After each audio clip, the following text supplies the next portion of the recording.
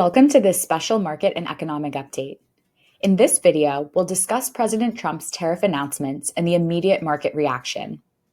The April 2nd tariff announcement rattled markets as investors worried about how new trade barriers and escalating tensions will affect economic growth.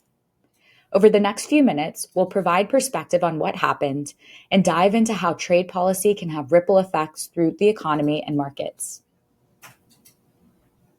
In the first chart we'll look at, you can see some of the new reciprocal tariffs imposed against specific countries.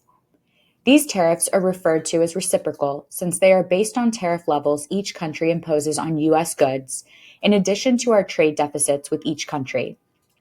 These numbers include the baseline 10% tariff that is being applied to all trading partners. The new tariffs include 34% on China, 20% on the EU, and 25% on all imported automobiles. These tariffs are also in addition to those already in place. So in the case of China, the actual tariff level would be 54%.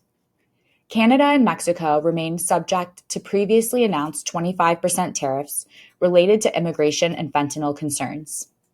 These latest moves show that the administration is resolved to make significant changes, but even these could be negotiated with each country over time, as they were during the first Trump administration.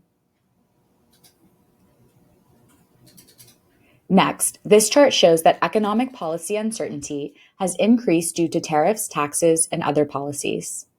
While there are many arguments for and against tariffs, markets fear that tariffs could raise consumer prices as businesses pass on these costs.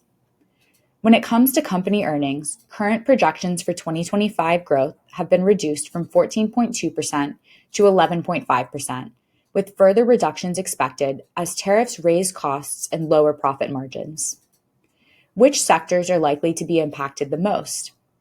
Sectors with significant international exposure, including information technology, materials, communication services, consumer staples, and energy, will likely face the greatest impact from tariffs and potential retaliatory measures.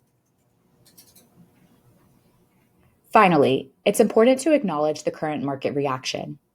When we look across history, many events have caused concerns among investors over the past century.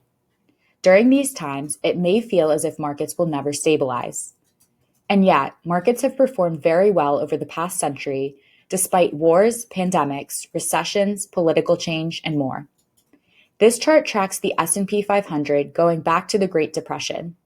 As you can see, the stock market is resilient in the long run, even if it may feel fragile in the short run.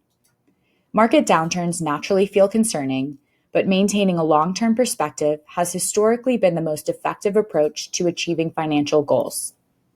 Investors should focus on controlling what they can, recognizing that uncertainty is a constant presence in financial markets, yet history demonstrates investors can still succeed amid such uncertainty. We hope you found this special update helpful. If you would like to discuss these topics in more detail or explore how they affect your financial plans, please don't hesitate to reach out. We look forward to speaking with you.